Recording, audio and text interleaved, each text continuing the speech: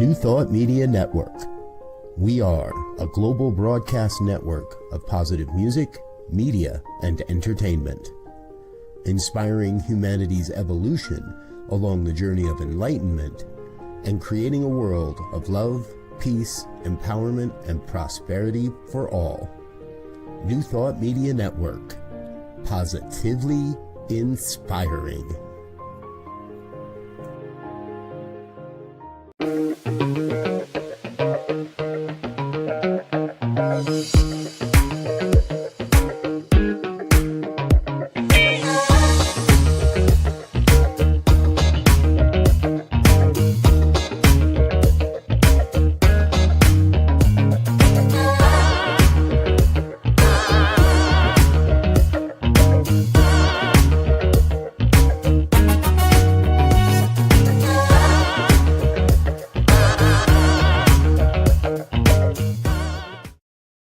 And hello again, dear ones. Dr. Robert with you over here.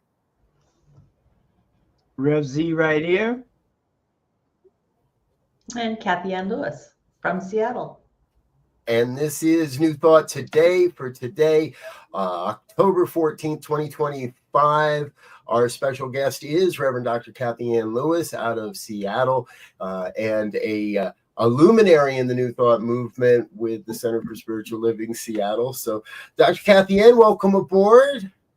Oh, thank you. I'm very grateful that you could arrange this to happen on something other than a Tuesday. Thank you. Exactly. So, folks, we are pre-recording today's interview as Dr. Kathianne has a long-standing class during our normal broadcast time, and that's why it's taken us 5.5 years to get her on the program here.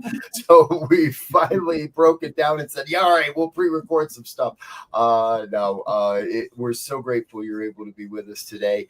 And for all those that are watching, please know that we're grateful you're watching whenever or wherever you're watching from. So, Kathianne, give the viewers a little bit of a brief rundown on who you are and how you got into ministry or wherever you want to talk about. But let us know a little more. What do we need to know to start getting into this conversation with you here today?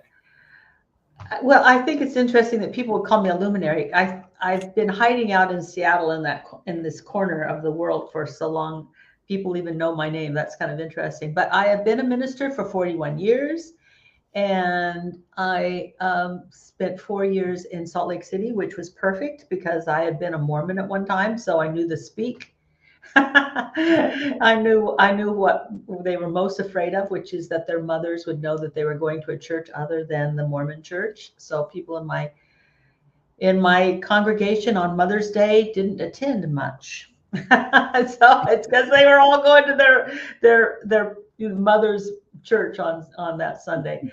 And then I had the privilege of being asked to serve in Seattle, which had always been my highest goal. I left Seattle to go to Salt Lake City, and I knew that if it ever opened up, I wanted to apply. And two other great people were applying, and I'm just very fortunate that I got to be in the city that I love. And it's been a whirlwind. I mean, if you're around that long in ministry, you get to not only live through, but you get to help other people live through so many things. Was it a recession? I mean, what was that happened in 2007 and 8 and 9, and lots of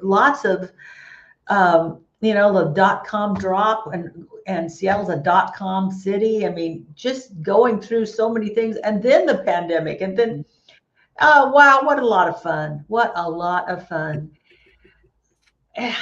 And it's so cool to know that there's something greater than your circumstances. And I get to know that, and I get to help other people know that, and that's my joy. Because stuff will happen even to nice people. Yeah. Even to people that do their prayers like, why did this happen to me? Oh, because you're around. That's why it happened. Because, if you're alive, stuff's going to happen. And it's not what happens. It's like, what's going to get you through it? And I love helping people get through stuff. I love working with people. I love seeing their lives change. I am thrilled when they know that no matter what happens, they will be okay, even if they die. that to me, that is just the juice of life. And so that's what we do at our center is bring people closer to their idea of God, whatever their idea of God is. We don't dictate that, but if it gives them more power and more security and more sense of peace and a greater love for the world and a greater sense of when I say sufficiency, it's like I used to use that word prosperity, but there's so much prosperity stuff, gospel stuff that just is weird. But if you know that when you need it, it's going to be there, boy, that makes you feel secure.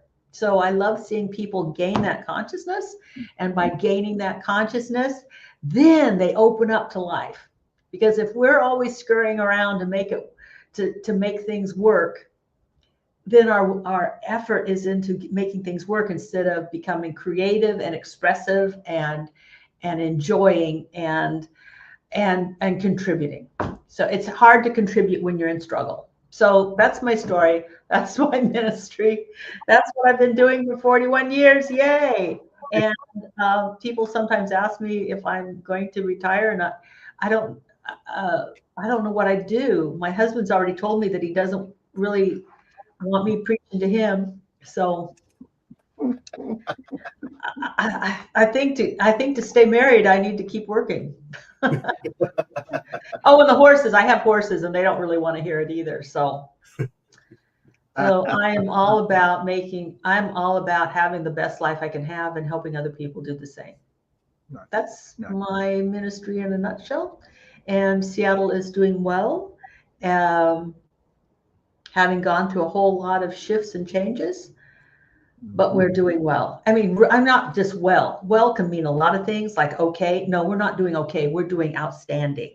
So I'm happy about that. We are outstanding. Nice. And that's great to hear. I'm sorry. Go ahead. Did I interrupt? No, I'm just going to say that's great to hear because it's just, as we continue to move along this continuum called life, and as you said, things happen because you are around, to have that reinforcement that, things happen and then they don't happen, right? And that this cycle of life continues. And when you can find yourself in that flow, you look at all of it as divine, if you will. Some people may have a little challenge with that reference, but it keeps us moving forward, I think. Thank you. I think so too. In my off hours, what I do as a citizen of the world is I ride horses, and I ride competitively with one of my horses. So I go to horse shows 6 or 7 times a year. Sometimes they're close to home, sometimes they're not. I have to travel to get there. And I also love volunteering with the Conference of the Americas, which is a conference put together for Spanish-speaking people, and it's held in Mexico. And I don't think enough people know about it, because if you go once, it's just so addictive because they're so loving and so open and so desiring to know how to make their lives better. And I've watched some of them take hold of things, and man, they are like, whoa, I want that consciousness. They are really growing and shifting personally and also as a group of people. They're just doing really well. And I learned a lot from going there. And so that's also part of my great love. And as a center, what we like to do is support new ministries, especially in other countries, because sometimes they just don't have sometimes in other countries, they don't have the wherewithal that people in the United States have. So it's fun to be sharing what we have from the center in Seattle with other places that are starting up. So that's fun. That's what we kind of do, and that's what I love to do, is support other organizations. Yes. And you are a great supporter of New Thought Media Network, and I say thank you every chance I get. And our thank you video later, we'll mention that as well. But I've always been interested because I've been fascinated.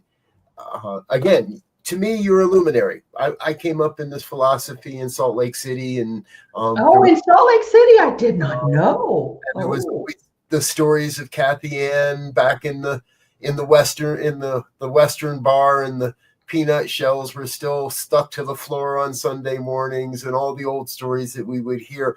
And maybe that's perhaps why I have been secretly following you and checking in and listening and following your teachings, and have taken classes with you and other things. That when you started sharing your journey with horses, it was kind of like, oh wow, this has absolutely nothing to do with church or with spirituality. And now the oneness of the relationship with the animals are there. But I would love to hear where perhaps a story where the humanness perhaps of the horse arena, or that community, or that culture, really you were able to see it needed some new thought, it needed some spirituality, and you were perhaps able to bring that to the arena. We're gonna mix some metaphors here today.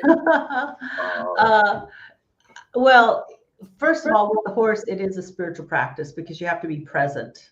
You really have to be present, and they read everything, and so they are biofeedback machines. If you're not paying attention, neither will they. And if you're nervous, they are too. So it's all about an inner game. And I think there's books on that. Isn't there a book called The Inner Game of Tennis, which is all about making sure whoever picks up the racket has the right frame of mind. So there's that.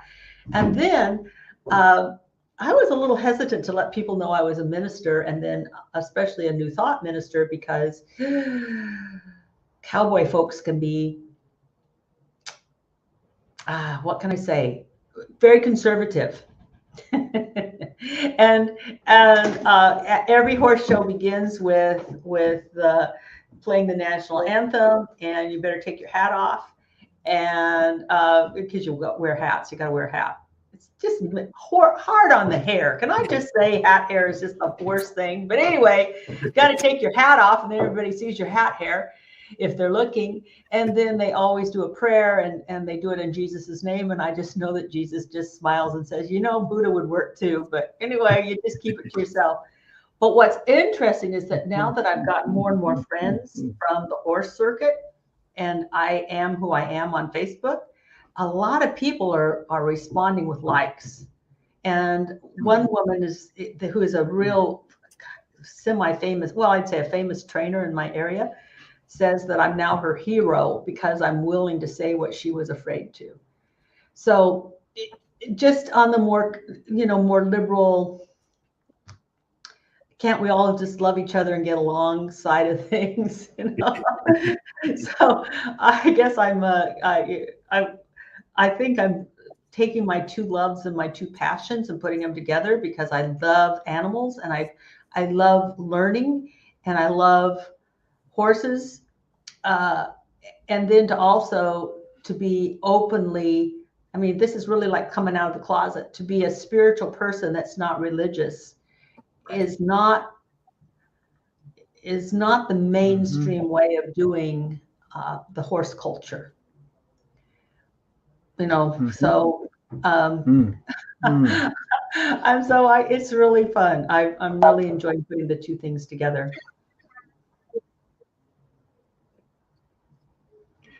Well, that's interesting, because one of the things that I enjoy studying and investigating is natural philosophy, right? Which is how do we look at the natural world and extract these spiritual principles or these spiritual insights? And when I hear you talk about the intuitiveness, if you will, or the yin and yang of the rider and the horse, and how that energy flows and all of that, and then on the other hand, all of this mystique around the horse and to what they do and how they remember it reminds me of this symbiotic relationship between all of creation and the divine. And how do we step into that space of the horse, if you will, in relationship to the divine? It's an interesting question that I ask myself often when I look at birds or whatever.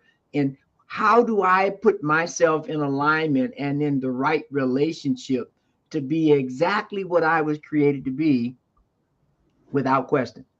Yeah, I love that. That's something we're actually spending some time on in October. Is I'm talking about it's natural to thrive, because everything was created to be the glory of God. Everything that, and we're talking more about trees right now, but my horse believes that it is the glory of God, and I better get with it. Horses don't feel bad about themselves. They don't have low self-esteem. They may be afraid of humans out of, just self-protection, but it's not because they don't think they're good enough. So just learning from nature itself. Thomas Troward said that, I'm pretty sure it was Judge Thomas Troward, who said that nature is the face of God. And if we want to know what God is, just look at nature and look how well it functions and how elegant its processes are. And can we be can we function that well today, in our own life? So I get what you're saying. And I too just love nature.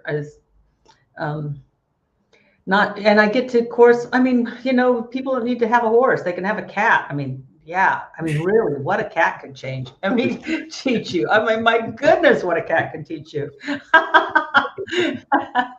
But somebody said and he's a famous writer, and he said, the purpose, don't try to train a horse, because if you train a horse, it's only a finite expression. You can only go so far if you train a horse. But the goal of a rider is to become so one with the horse that they become your legs. Isn't that beautiful? And that just sort of mirrors, I think, those beautiful relationships that we have with beautiful, wonderful friends or our partner or with the divine. Can we really be the legs and the hands and the voice and the mind and the intentionality and the givingness of God? Can we just do that kind of meld that really good riders try to do with their horse? So I so agree with you. Thank you. I love that. Beautiful. A deeper, what I'm catching in the conversation is moving to that very intimate sense of embodiment. Yeah. Of embodiment of the oneness, the truth, the understanding. And we're hitting on one of those main 4 aspects of life, of I believe, the spiritual experience, which is that natural connection with nature, the understanding of nature. And yeah, I agree, whether it's a cat or just a walk out along your favorite stream. Yeah. We've been sharing a lot lately. At the very early days of the pandemic, we had a family pet that crossed that rainbow bridge. And in our family, we have this kind of unwritten rule of when one goes, you got to wait kind of like 6 months. And in this case, my wife didn't wait 6 months. A friend posted an adoption post on Facebook of a litter of puppies, and my wife took one look at him and said, "Oh, we got to rescue one of these puppies." And it has turned out to be the most emotionally astute dog that I have ever known in my life.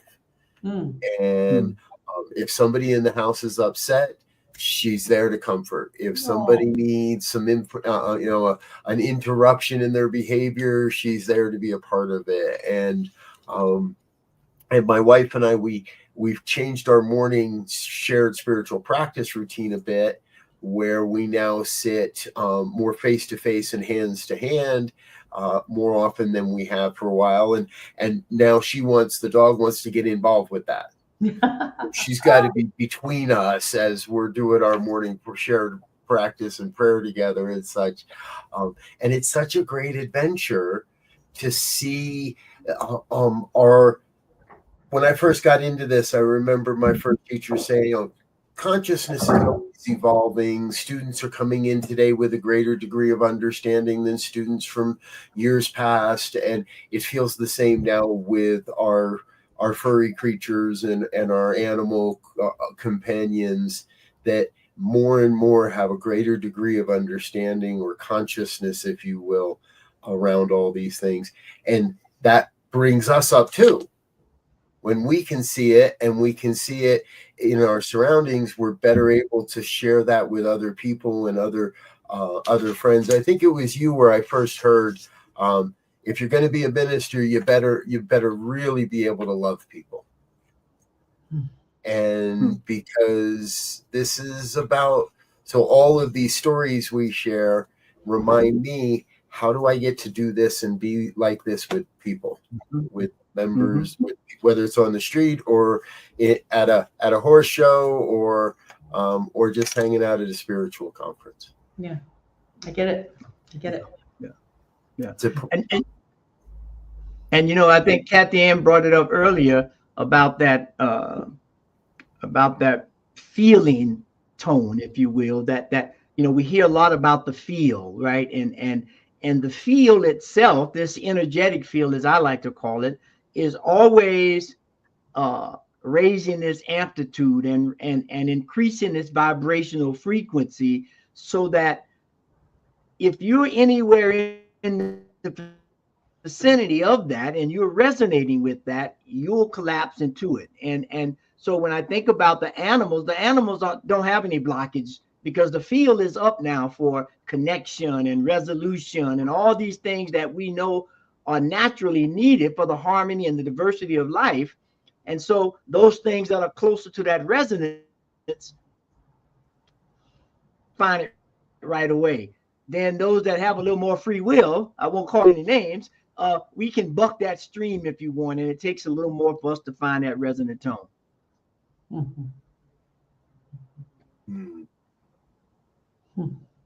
Life is good. Folks, we're going to take a quick break, let a couple of our sponsors say hello, and let you learn a little bit more about some of the things we do around here. But we've got more with Kathianne Lewis after this coming up. Stay with us, stay tuned, hit the like, share, and subscribe buttons. Let your friends and family know what we're doing. We'll be right back after these messages.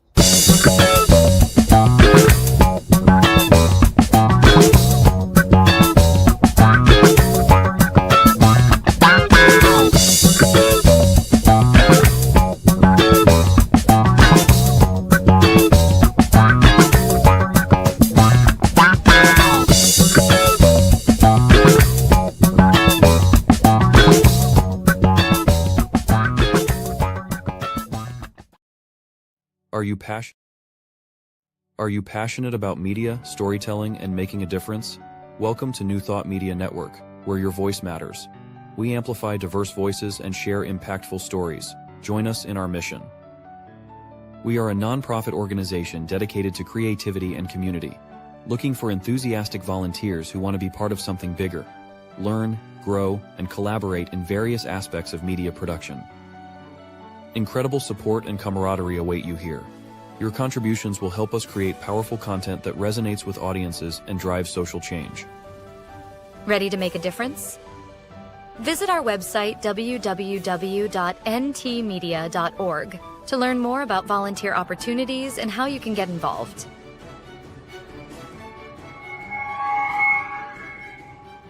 Find our volunteer inquiry under the Engage tab on our website, or visit www.ntmedia.org/volunteer. We look forward to connecting with you soon. And we're back with more of New Thought today here on the New Thought Media Network. Our special guest, Reverend Dr. Kathianne Lewis out of Seattle. And, in this segment, what I would love to explore a little bit, because I also think you have a very unique perspective in the New Thought movement for the length of time that you have been with your community in Seattle. And not an awful lot of ministers, it seems, get the chance to be with one community for 35, 37 years now, or what it's been. 37, yeah. Yeah, and not very many ministers get that opportunity. We could probably count that up on a handful or two that we know, that I know of. And so my question really is, what's it been like, and to guide, not only guide a growing and an ebbing and flowing type of community, but also where do you find yourself now in how is your community growing into the future a little bit? So what's it been like to have your reins on the wheel, as it were, for this long, your hands on the wheel for this long, and what's solid, like what's that growing edge right now?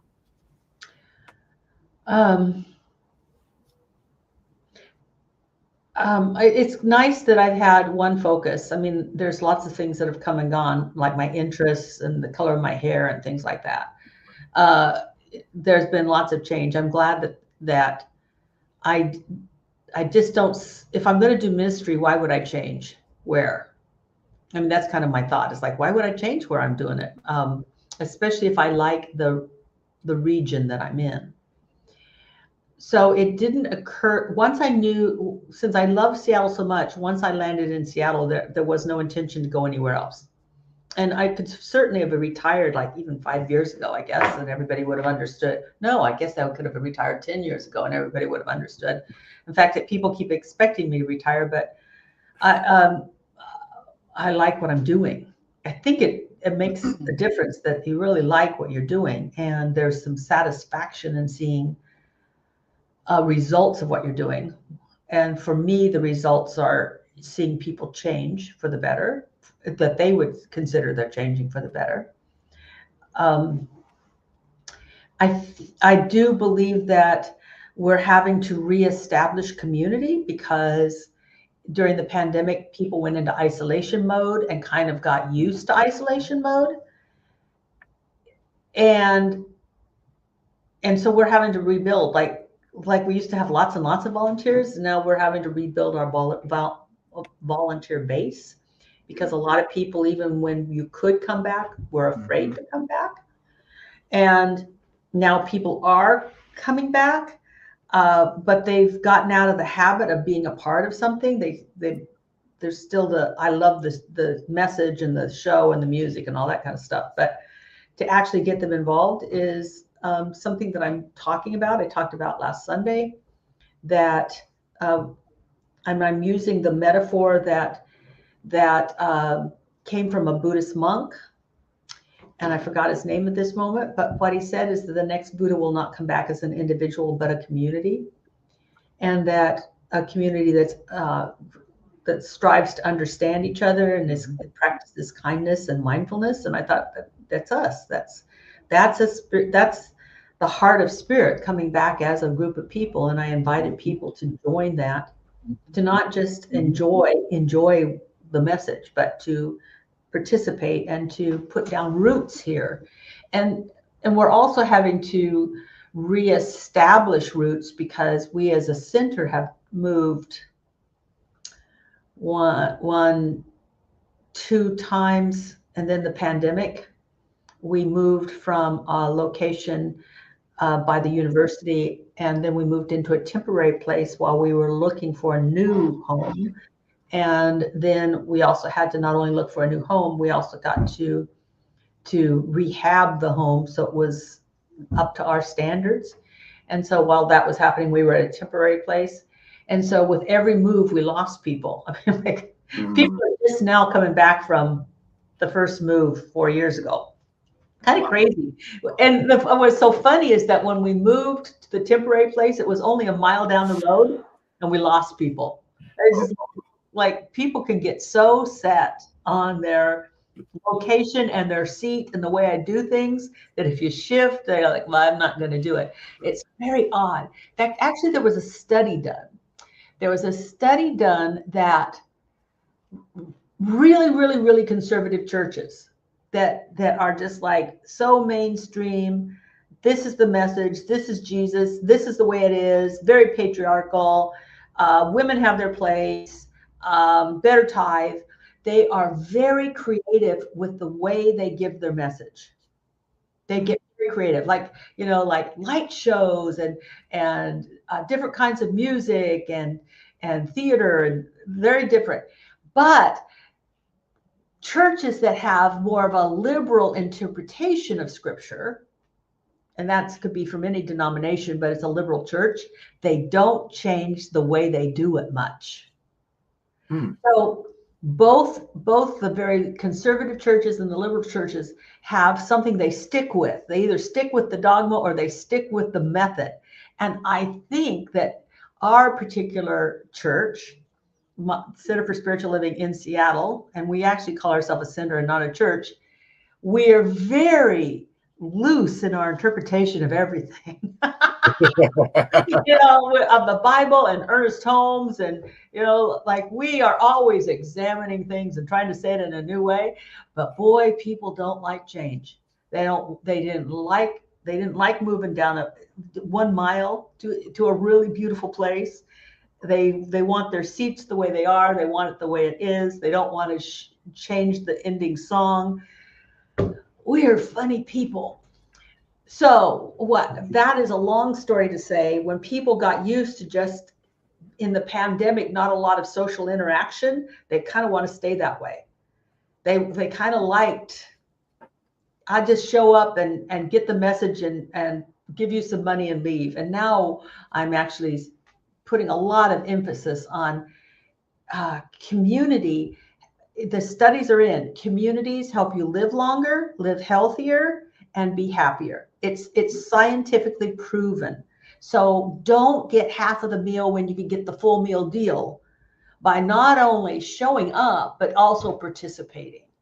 Right. So so you caught me at that. I finally woke up to, we've got to shift things because people are really happy not doing much.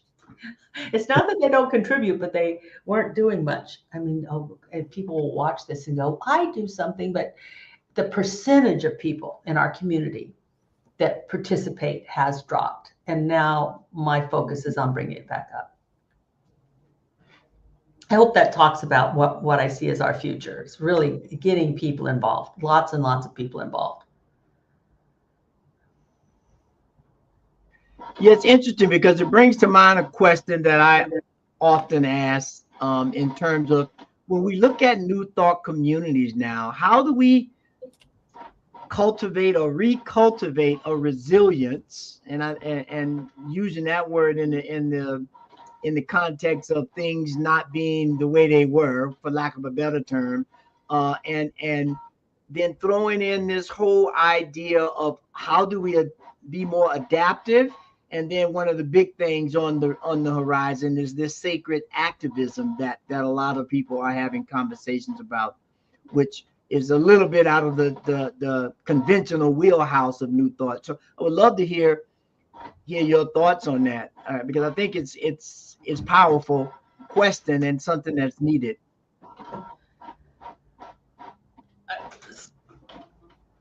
So there was such a long sentence. The only thing I really paid attention to is social activism. Is that what you said? Spiritual, or it was sacred activism, wasn't it? Well, so here's the thing. Yes. I hear sacred activism, and we are very sacredly active. We have programs going on almost every month to be active in our community, giving to our community. We build tiny houses. We rehab homes for the elderly and the poor that can't do it themselves. We have, I think, 15 years in a row, sent groups of people to places that had been hit by natural disasters. So a lot of hurricane areas, I think they went to the Katrina area for like 4 years in a row because it took that long and it's still not all rebuilt. They went to they went to the East Coast after, what was the hurricane? I mean, we have so many of them now. Remember, we used to just have one big one a decade. Now they're like every year. Was it Helena? I don't know, but it was like big destruction on the East Coast after a hurricane. We are very sacredly active, very. And yet, when people say, are you sacredly active, they often mean political. Right. I mean, that's the thing I get. Like, we're sacredly active, but are you marching? Are you talking from the pulpit? It's like, I honestly think that my people are smart enough to know what's right. Why would I tell? How could I tell people what's right when we don't tell people what's right? Or someone said, we don't tell people what to think. We tell people how to think. And if we teach oneness and that your life is my life and that your life affects my life, they can put two and two together. Really? I have to tell them that that we need to stand up for stuff? No, there's one thing about marching with a flag, and it's another thing giving their weekends away to go build a house for somebody. I mean, not weekends, they take weeks, 9 days, 2 weekends and 5 days in between. And with Habitat for Humanity, they work with the family that's going to get the home, and they see the home at the end of the week. I mean, come on, that's like not sacred activism. We feed people. Yes. And I will say that that's the thing that kept up. People are very volunteer. We get a lot of participation in that, even through COVID. We fill so much of the downstairs of our fellowship hall with recycling, with people that save up their stuff that they know they can't, it's hard to recycle. We're touching it on recycling. We plant trees, we build homes, we build tiny homes, we feed people, we do all of this stuff. And yet when I was asked by one of the leaders of our organization, well, are you, in social activism? And I listed all the things we do, and that never made publication. The key, you make an interesting point there, because there's definitely a difference between sacred activism and social activism, which is why I kind of worded it that way, because social activism leads to a political leaning or bending, however. But sacred activism means what I think this movement, and definitely all ministers and practitioners here is to be a servant of the divine. And to be a servant of the divine, you give where your heart is called, and you lend a hand, and you be the message, not teach the message by word or whatever. You become the message. Yeah, boots on ground. That's what I always call it. Yeah. We're trying to be boots on ground. And we have this wonderful committee that's self-organizing. We give them the money, and then they decide how to spend it. It's called the Create a Better World. And they have their own way of looking at our world and seeing what can we do in our area to make the world better. And then I do my part by taking our tithe money and supporting CSL startups in different parts of the world. So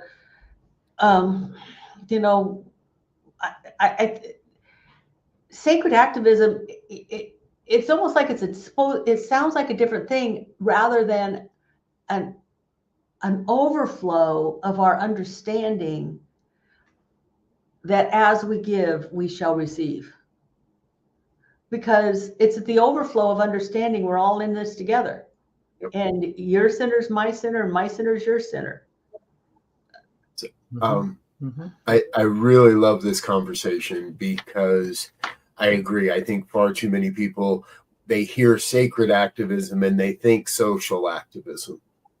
And what I believe as a New Thought movement, what is more impactful is all the things you're talking about, Kathianne, and even more. As a board member with the affiliated New Thought Network, ANTN, a little over a year ago at our annual retreat, we heard from a young minister who is in the UFBL tradition, Universal Foundation for Better Living, and he presented to us the UN 21 sustainability goals, world sustainability goals from the United Nations. And when you look at all the things that the UN has put forward as a list of goals, it's rather daunting how much has to be done out there in the world. And what happened is our membership base came to us and said, we don't want to try to impact all of it. We just want to impact one thing.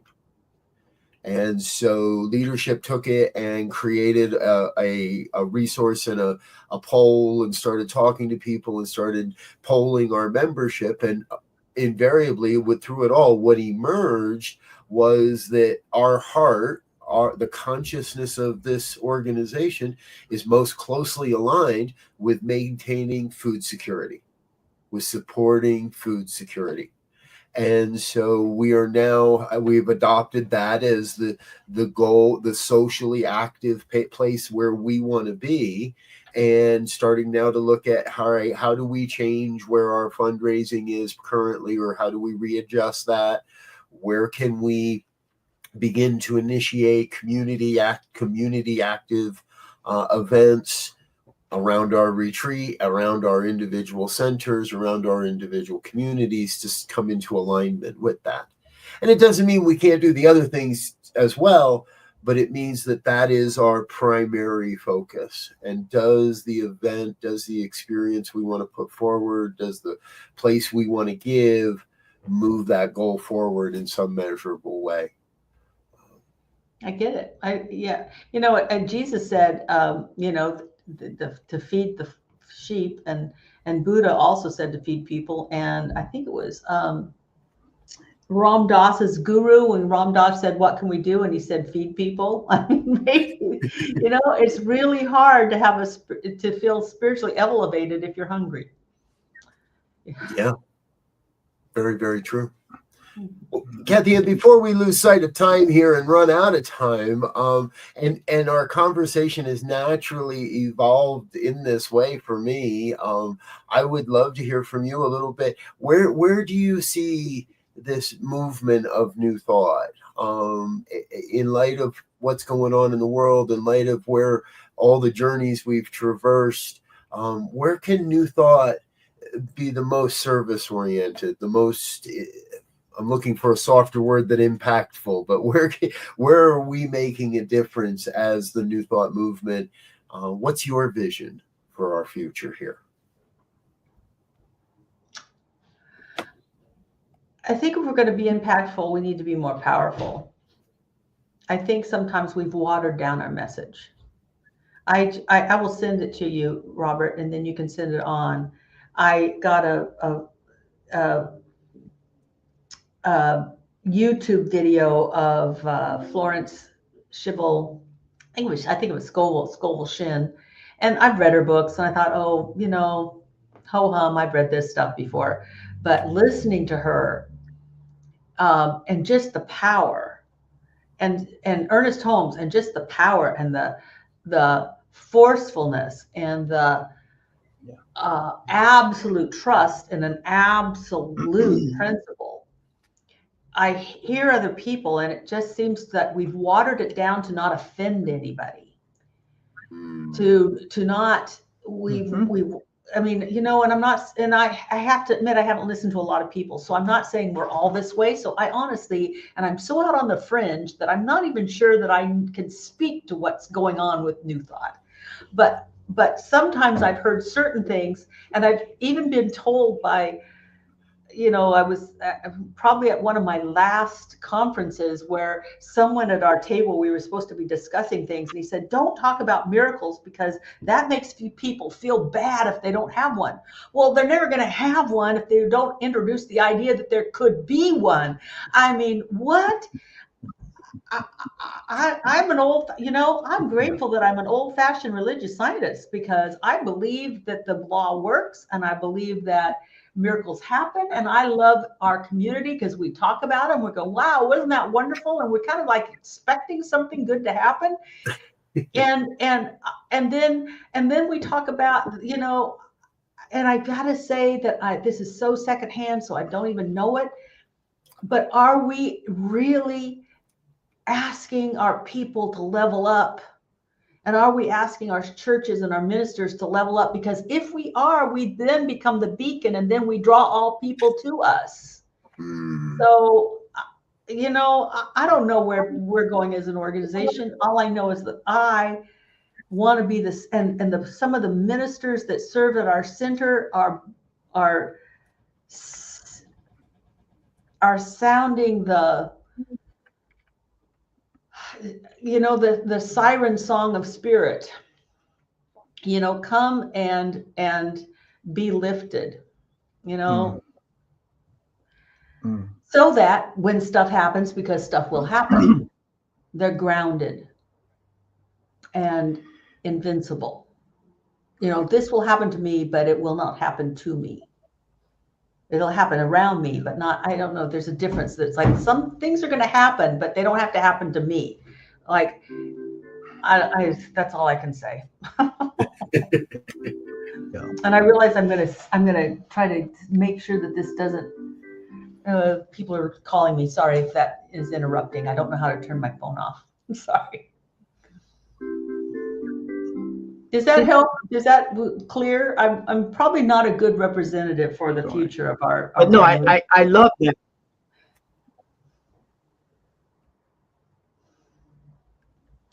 No, I think for me, I think that's clear, right? Because again, you know, if and I love that you said that you're a religious scientist, because I don't think there's anything else. I mean, we've come up with different terms, but what Ernest founded was religious science. And when you were speaking about hearing the voices of these teachers from time gone by, for me, it's sometimes I read it and I say, just like you, yeah, I read, you know, but when I hear them, and they don't have the benefit of all the science and the quantum physics and all these things now that are collaborating. But when I hear their voice and the intentionality and the excitement and the discernment in the way they do the teachings, it's like I get elevated.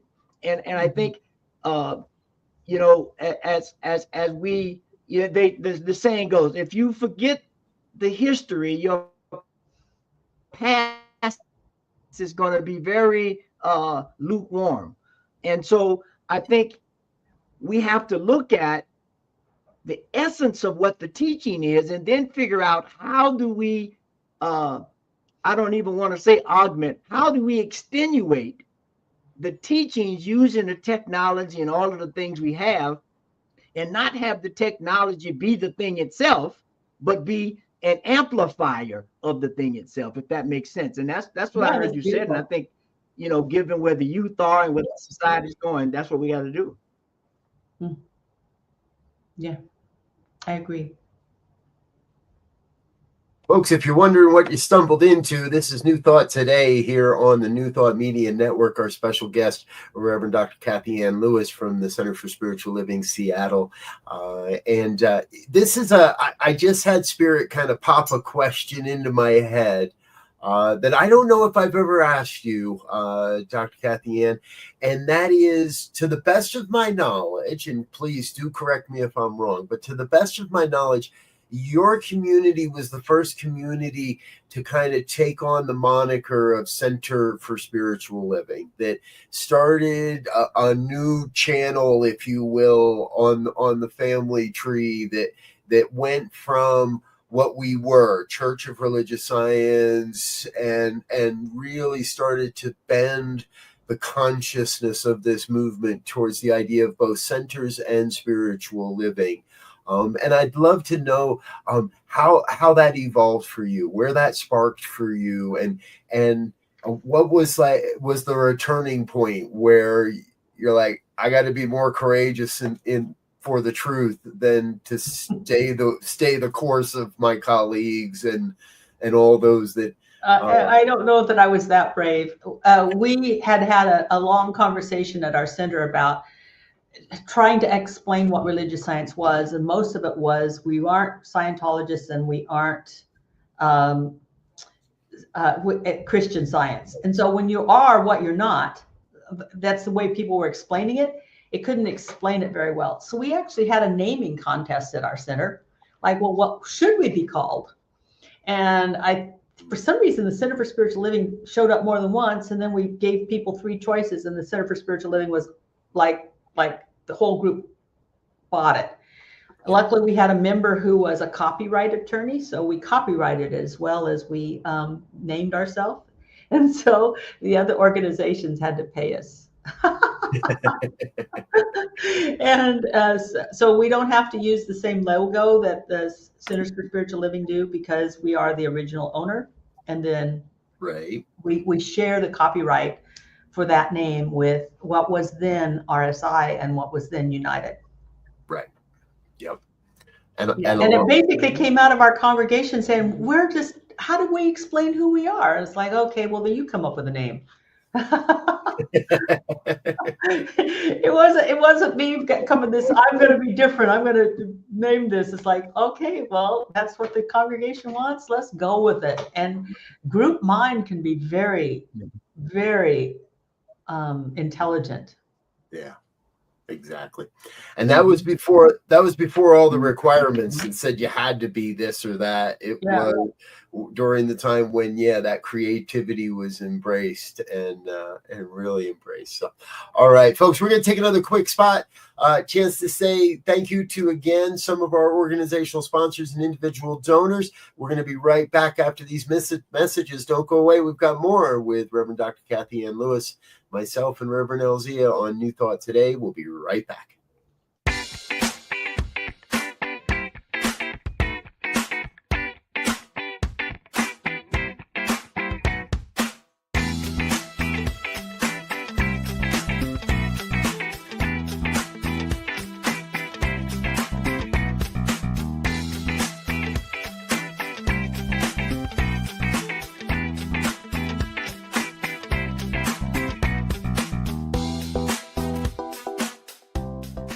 Please help us say thank you to our organizational sponsors, including the Hefferland Foundation, Affiliated New Thought Network, International New Thought Alliance, Science of Mind Archives and Library Foundation, Center for Spiritual Living Denver, Center for Spiritual Living Midtown, New Thought Philadelphia, Planned Happiness Institute, Summit Center for Spiritual Living, One Heart Retreats, Center for Spiritual Living on the Lake, Unity Kitchener, Unity Spiritual Center, Ottawa, Om Center for Spiritual Living, Satya Center, Begin Within Ministries, Center for Spiritual Living North Jersey, Unity of Savannah, and the Center for Spiritual Living Seattle, as well as all of our individual donors. Thank you for being part of the New Thought Media Network. Please like, share, and subscribe. New Thought Media Network, positively inspiring. Thank you to all of our individual sponsors and organizational donors. Dr. Kathianne, you're here today on behalf of Center for Spiritual Living Seattle. You've been a great supporter of us for quite a while now here at New Thought Media Network. So thank you again for that. You're welcome. Before we run out of time, I want to kick this over to my brother Elzia and just check in. What questions have we forgotten to ask today, Z? Well, I think one that's just right there for the easy picking is how do we or what do we, I'm not even sure how to phrase it, this teaching so that we can get it to our younger generations in this dual digital pluralistic, rapidly changing, I could throw a bunch of adjectives out there. What are your feelings or insights or directions on that? If you're asking me, I'm shocked at how many young people we have showing up. I mean, like a lot of young people. And I will say that 75% of those young people, although we have quite a few men showing up, more men showing up, but they're usually in the 30 to 40 age range. But in the 20s, it's about 75% of the young people were showing up in the 20s are female. And I think that people do have a hunger for God, and young people are showing up, trying things out. And for some people, they just can't go with the patriarchal, this is the way you do it, this is the only way for salvation. They're smart enough to know that that God doesn't play favorites. And if somebody was born in the wrong part of the world and therefore can't hear about Jesus Christ, they're going to go to hell. I mean, they just don't buy it.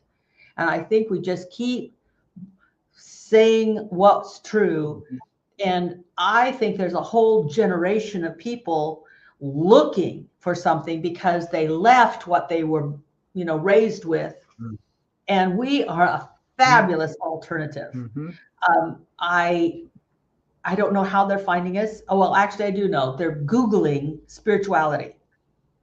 When we talk to them, they've Googled what's spiritual, what's going on that's spiritual in the world and in the world and also in our area. And they're finding us. I know that we could probably do better with our publicity or our marketing if we were better users of TikTok, but I just haven't got into it yet. Somebody else has got to do that. God's got to find somebody to do that. Because as you've noticed, once I start talking, I can't do it in small sound bites. So anyway, someone's going to do that. But I honestly think we should trust that there are people that have been disillusioned and now they're looking again. And we have an answer for the next not just generation, the next century. We've got an answer because it's everybody's welcome, not just everybody's welcome and now you need to change, which is, let's be honest, a lot of those churches that say everybody's welcome now, but don't be gay, don't be a woman, don't want leadership, don't, and then the don'ts come out. And we don't do that. Everyone's welcome to think the way we do, unless you don't, and then you're not welcome. Yeah. And I want all of community to get away from that. I don't know that New Thought does that so much. I know there are some out there that tend to that, but we are running up against that time frame, folks. So I want to get us into our final thoughts for the day, and I'm going to give Z the final word, which means I get to go first in our final thoughts today. And what I just heard is what I want to really stress, and that is, don't believe that the kids aren't interested. Don't believe that the young folk aren't looking. Don't believe that we're not coming back to community, because I think you hit on those so great there, Dr. Kathianne. The young people are looking for community, and it is only our limiting belief that's keeping them from finding us. So let's believe that they are coming, that they are here, and that people really do. I keep hearing this in the last week. I've heard it so many times. We are on the verge of the resurgence of in-person physical community. It's just not going to look exactly like it used to. And while the message might remain the same, the delivery system might need to be a little different. I like what you were saying. Maybe it's time for us to be maybe a little more rigid in our dogma and a little more loosey-goosey in our presentation. I'm not sure I want to explore that. So, Dr. Kathianne, how about for you? Final thoughts. I love that. Go back to what originally attracted people. It was that sense that there's something greater than ourselves, and we can know it and be known by it. That's what filled my soul, and I think it'll fill other people's souls. So, and then, and then throw in lots of fun ways to present it. That's my final word. Yeah, and my final word is I think, and at least in my mind, a summation of what both of you just said, is that we have the tools to be the visionary leaders of the future, of today, of tomorrow, and we have to begin to be the visionary leaders, not just talk about it, not just have classes about it, but get out there, do something and say, I did this, not I, but this was done because I understand these laws. And when I apply myself or apply them, things happen. And now once I do that, I can find all kinds of ways to explain that or to make it accessible to different audience, different age groups. and they will respond, because as you said, Dr. Kathy, it's like people are looking for what feels right, what's in alignment with who they are. And I think once we do that more, and as we continue to do that, more and more people are going to find us, and we're going to be overwhelmed with people looking to be the best that they can be. I think so too. Amen. All right, folks. Well, thanks so much for watching. Dr. Kathianne, thanks for being with us. Remember, you can learn more about Dr. Kathianne Lewis at her website, KathianneLewis.com, or Center for spiritualliving.org. Sorry, spiritualliving.org is the Center for Spiritual Living. Join us again next Tuesday, 2:00 Mountain Time, here on the New Thought Media Network. And until next time, we wish you peace and richest blessings. Bye now.